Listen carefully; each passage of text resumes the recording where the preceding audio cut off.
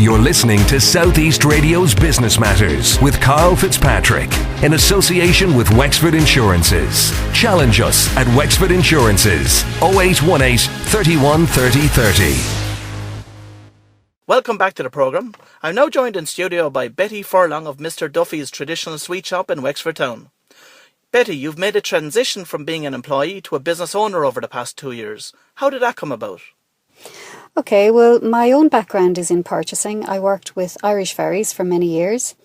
I used to purchase a lot for the ships, from drink, food, uniforms, just about anything that was required. I purchased for them. I worked there for many years, and then a few years ago the company was restructuring, and part of that restructuring meant that I would have to move to their Dublin office. So I thought a lot about that and decided it wasn't for me, and I took voluntary redundancy at that stage. That then gave me an opportunity to sit back and think about what I actually wanted to do, and it was always in the back of my mind that I wanted to work for myself, and I had various ideas in my mind.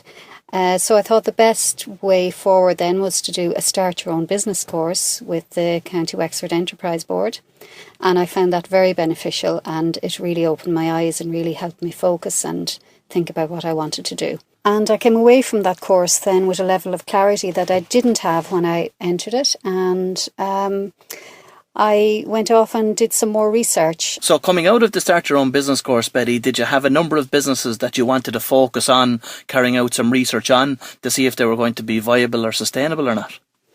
Yes, I had a couple of different business ideas, and I did some research into everything that I was thinking of, but I kept coming back to the traditional sweet shop.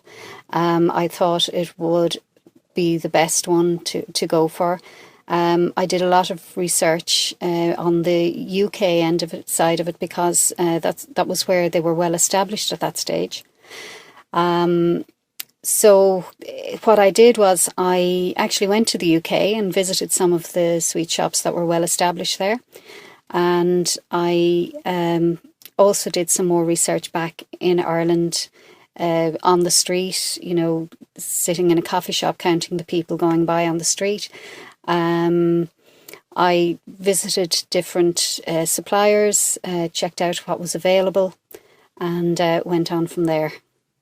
Look, you have a very high profile store there on the main street in Wexford Town, a great location for the business. But apart from that, from people walking in your front door, what else are you doing to promote the business? What other market segments are you serving out there today? Okay, we have a very active presence on Facebook, so we contact a lot of our customers. We would let them know about any special offers we have, anything new that comes into the shop, and we have found Facebook to be really good for that. We also would make hampers for people for any occasions. For Christmas is great time for hampers, birthdays, and then we also make up gift bags for parties, for weddings, for any occasions, in fact. And at the moment, we're making up gifts for teachers. Thank you, teacher presents.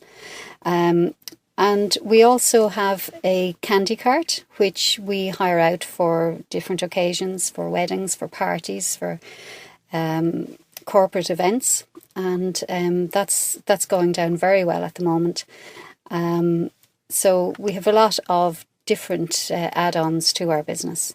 Betty, you set up in business 2 years ago. At that stage, we were well and truly into the recession. I'd like to know, how different has the last 2 years been to what you thought it was going to be? I didn't expect it to be as difficult as it has turned out to be. I suppose I was so new to it. I was a bit naive. I found things like rates and getting my taxes and VAT sorted on time, actually getting people in the door. Sometimes January can be a very challenging month. So all of these things I found quite difficult, and it's a constant challenge trying to keep it fresh and keep it interesting and keep the customers coming in. I suppose SME business owners like yourself are the lifeblood of employers across the country. What more do you think the government could be doing to support people like yourself? Well, I think they really need to look at how rates are calculated around the country. It's very difficult. I mean, you pay your rent and you pay all of your bills, and then you have the rates on top of all of that. And I know they have to be paid, but I do think they could be structured to make it a bit easier.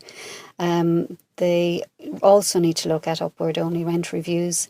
They're causing a lot of hardship to tenants. And the VAT, it's at 23%. It's very high for a small business. It means that I'm adding 23% on to all of my prices, and it's very hard to sustain that. So next month, Betty, the shop will be celebrating 2 years in business. I know that when the shop was opened first day, you opened it up under a franchise-based business, so you were a franchisee. Tell me why you chose that particular route to start off with. Okay, I thought that was the best route at the time. I thought it would be the best option. Because I would get training, I would get their expertise, and it actually didn't work out the way I expected it would. So very soon after, within a few months actually, I knew I had made quite a big mistake in that area, and there were several other shops around the country feeling the same. So there were 6 of us got together and we rebranded and we left the franchise. And that was a very good decision on our part, because we had severe purchasing restrictions. For example, we couldn't purchase any Irish stock, and that was a big problem for us.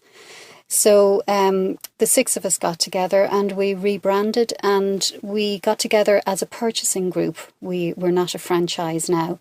We purchase together, and we can take advantage of group purchasing for items like jar labels, bags, all of that kind of thing.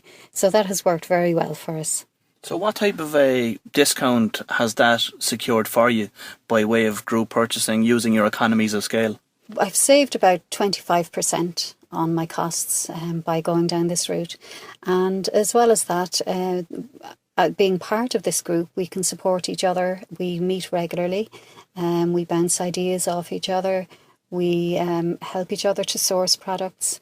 We're all operating independently, but we have the support of a group. And tell me, Betty, from here, what's the future hold for Mr. Duffy's Traditional Sweet Shop? Well, in the near future, we will be online, and that's our main aim at the moment. We want to get an e-commerce site going. We also want to get more into the corporate market and the wedding market, and our candy cart certainly would be part of that. But certainly our online presence. We have an online presence through Facebook and Twitter at the moment, but we really want to expand that and have a proper website. Betty, apart from the business being traditional in nature, carrying traditional sweets and carrying a traditional shop front, what else is traditional about the business? Well, we like to think that we're very like an old style village shop, really, in that we like to get to know our customers. We interact with them, we get to know about their families, they chat to us about their problems. We have regular customers coming in, and our staff are always friendly and helpful and patient. At times you have to be patient because it can take some time to choose from the vast array of the sweets that are in the shop. So, yeah, we take time, we listen to our customers, we source products for them, specific products if they want them. And we really just take time to get to know them and to look after them as best we can. You're listening to Southeast Radio's Business Matters with Karl Fitzpatrick in association with Wexford Insurances. Think Wexford Insurances for your business insurance.